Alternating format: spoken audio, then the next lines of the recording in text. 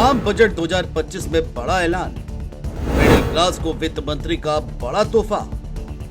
नए बजट में income tax पर भारी छूट, 12 लाख तक सालाना आय होगी tax free.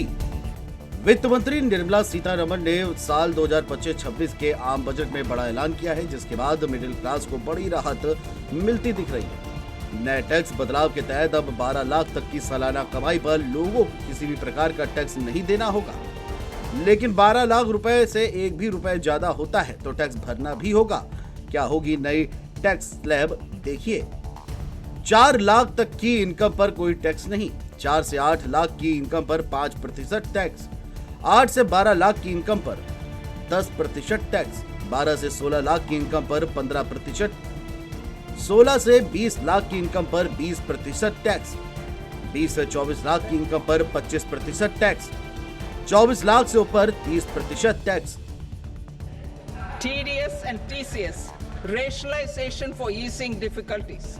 I propose to rationalize tax deduction at source TDS by reducing the number of rates and thresholds above which TDS is deducted. Further, threshold amounts for tax deduction will be increased for better clarity and uniformity. The limit for tax deduction on interest for senior citizens is being doubled from the present 50,000 rupees to 1 lakh rupees. Similarly, the annual limit of 2.40 lakh rupees for TDS on rent is being increased to 6 lakh rupees. This will reduce the number of transactions liable to TDS, thus benefiting small taxpayers receiving small payments. The threshold to collect tax at source, the TCS, on remittances under RBI's liberalized remittance scheme, the LRS, is proposed to be increased from 7 lakh to 10 lakhs. I also propose to remove TCS on remittances for education purposes, where such remittances is out of a loan taken from a specified financial institution. Both TDS and TCS are being applied on any transaction related to sale of goods. To prevent such compliance difficulties, I propose to omit the TCS. I also propose that the provisions of the higher TDS deduction will now apply only in non-PAN cases. अब नई tax regime में एक नजर मार लेते हैं। हम आपको ग्राफिक्स के माध्यम से समझाते हैं।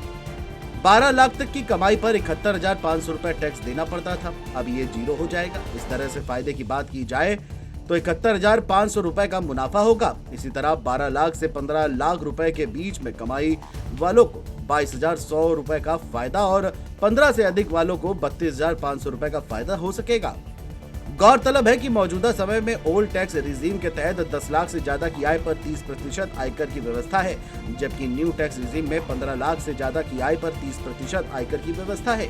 अब कहा जा रहा है कि न्यू टैक्स रिजीम में 15 लाख से बढ़ा करके 20 लाख से ऊपर की आय पर 30% टैक्स स्लैब को फिट किया जा सकता है। अगर 20 लाख से ऊपर की आय पर 30% आयकर वसूला जाता है तो फिर लोगों के पास टैक्स के पैसे बचेंगे, जिसे वो खर्च करेंगे और इससे सिस्टम में डिमांड बढ़ेगी, जिससे इकोनॉमी को भी बल मिलेगा। वित्त मंत्री के ऐलान के बाद पूरे देश का मिडिल क्लास बेहद खुश है।